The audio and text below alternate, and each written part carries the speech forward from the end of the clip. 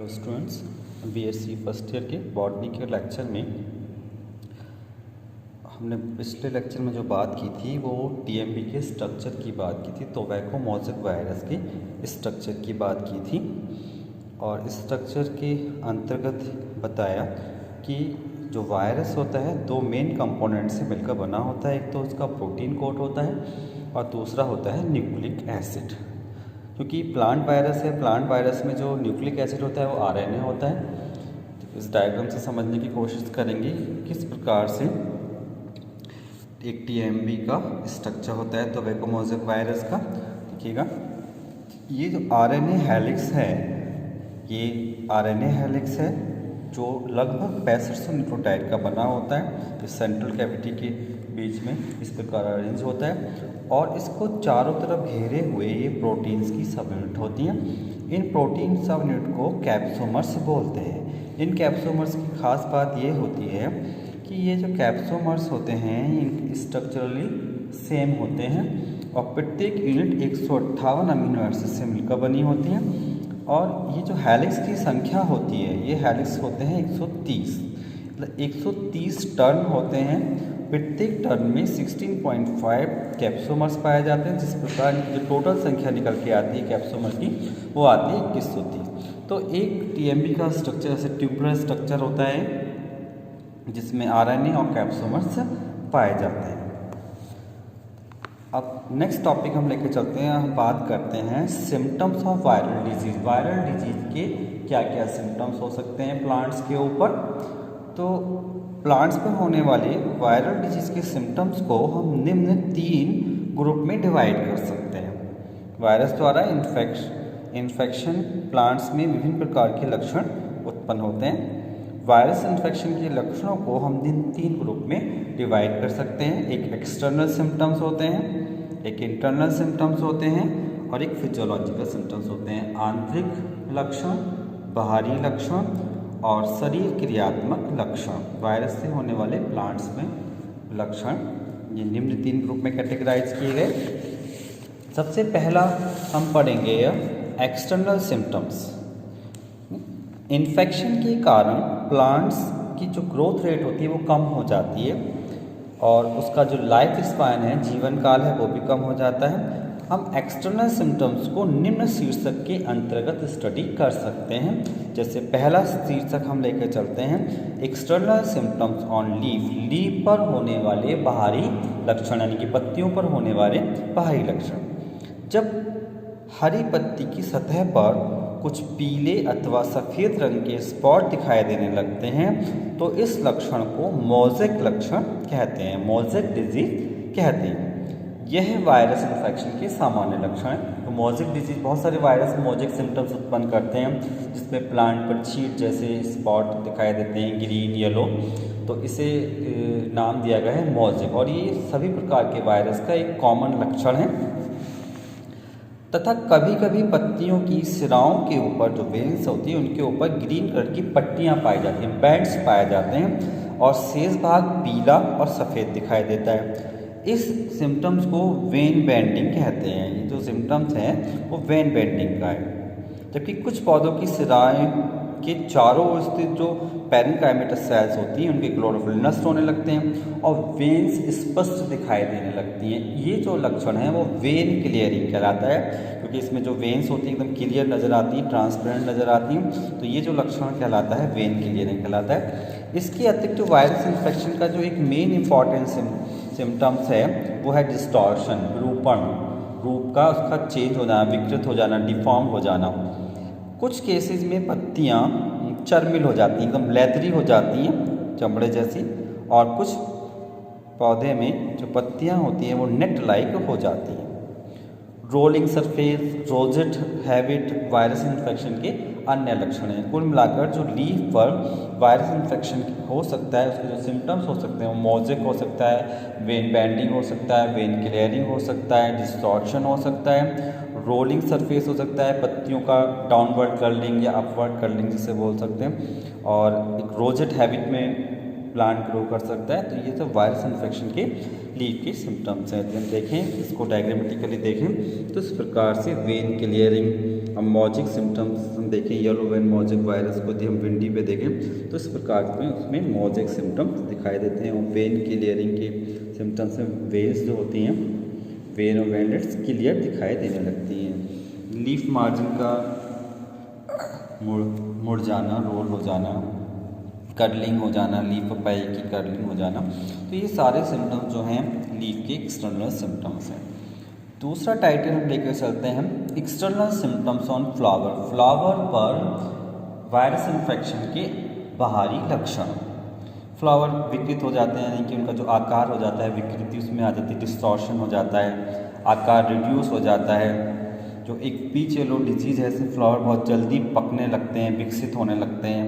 कभी कभी आभासी मंजरी भी पाई जाती है, स्यूडो इन्फ्लोरेसेंस, मंजरी से मतलब इन्फ्लोरेसेंस। किसी ऐसे फ्लावर स्टेराइल होते हैं। तथा वायरस इन्फेक्शन का एक मेन लक्षण जो है वो है वायरसेंस, जिसमें फ्लावर ग्रीन कलर के दिखाई देने लगते हैं, फिर लोडी हो जाती है। ये भी एक वायरस इन्फेक्शन का मेन लक्षण है। ऐसे ही अगला स्टेप आता है external symptoms of stem. Stem पर होने वाले बाहरी लक्षण, उससे हम कैटेगराइज करें तो नंबर वन स्टेम में लेटरल बर्ड्स का प्रोलिफरेशन होता है। प्रबोधिकरण मतलब बढ़ना, एक्स्ट्रा ग्रोथ होना, इसे बोलते हैं प्रोलिफरेशन। यह लक्षण विचेस ब्रूम कहलाता है। मैंगो में इस प्रकार की डिजीज होती है।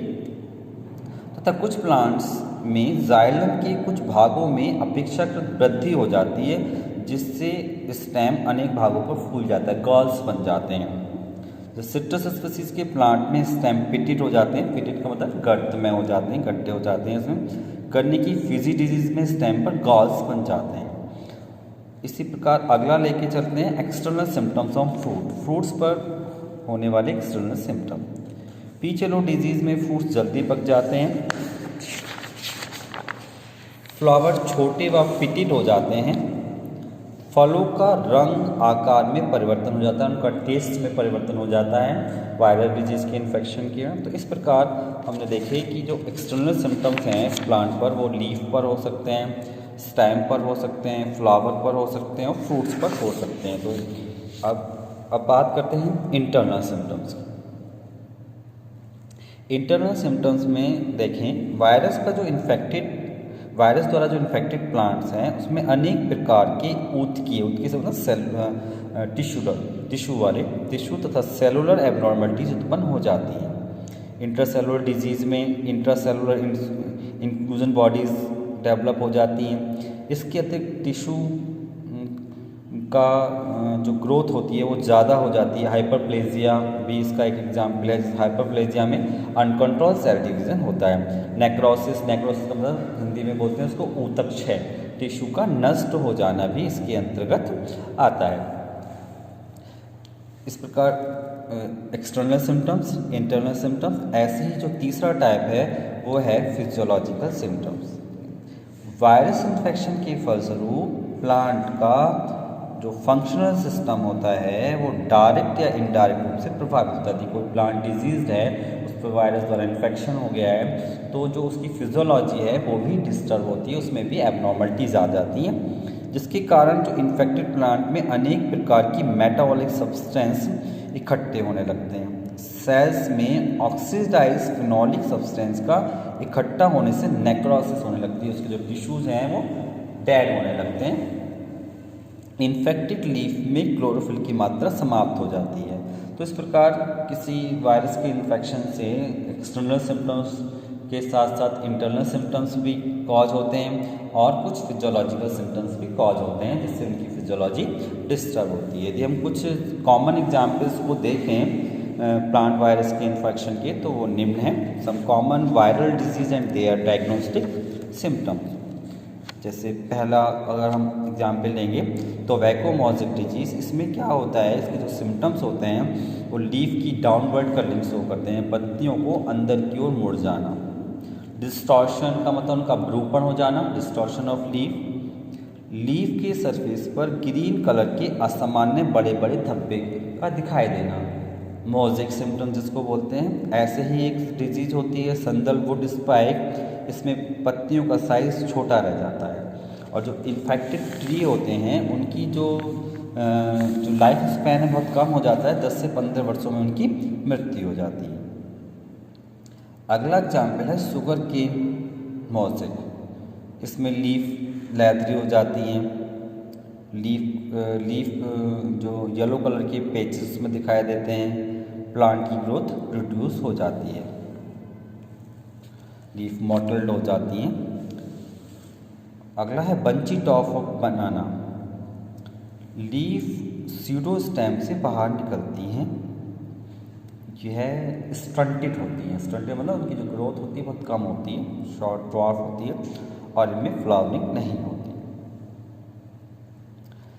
ऐसे ही येलो वेल मोज़ेक ऑफ भिंडी, ये बहुत कॉमन डिजीज़ है भिंडी की, इसमें पर मोज़ेक डिजीज़ हो जाती है, येलो वेल मोज़ेक वायरस से होती है ये भी। प्लांट ग्रोथ रिड्यूस होती है, फ्लावरिंग कम होती है और येलोइंग और वेन क्लियरिंग इसके मुख्य लक्षण हैं। ऐसी अगला डिजीज़ का एग्जाम्पल है clump disease of groundnut. Infected plant भूसी तथा स्टेरॉइड हो जाते हैं, लीव्स हेल्दी प्लांट की तुलना में बहुत छोटी होती है तथा उसमें मोज़ेक लक्षण दिखाई देते हैं। अगला एग्जाम्पल है लीफ कर्ल ऑफ पपाया। ये भी एक बहुत ही कॉमन डिजीज़ है। यंग लीफ कर्लिंग शो करती है, मोज़ेक तथा वेन क्लियरिंग दिखाई देने लगती है, फ्लावर स्टेरॉइल हो जाते हैं और प्लांट की ग्रोथ रिड्यूस हो जाती है। इस प्रकार यदि हम देखें तो वायरस के इन्फेक्शन से डिफरेंट डिजीज़ प्लांट्स में होती हैं और उनके सिम्टम्स को हम 3 ग्रुप में कैटेगराइज कर सकते हैं, एक्सटर्नल, इंटरनल, फिजियोलॉजिकल। और उन डिजीज़ को जैसे एक्सटर्नल है तो स्टेम में, लीफ में, फ्रूट में, फ्लावर में उनके सिम्टम्स दिखाई दे सकते हैं। इंटरनल हैं तो कुछ इंटरनल एब्नॉर्मलिटीज इसमें दिखाई देती हैं और फिजियोलॉजिकल सिम्टम्स में उनकी फिजियोलॉजी डिस्टर्ब हो जाती है। इस प्रकार कुछ एग्जाम्पल लेकर उनको समझा कि किस प्रकार की डिजीज़ में कौन कौन से सिम्टम्स दिखाई देते हैं।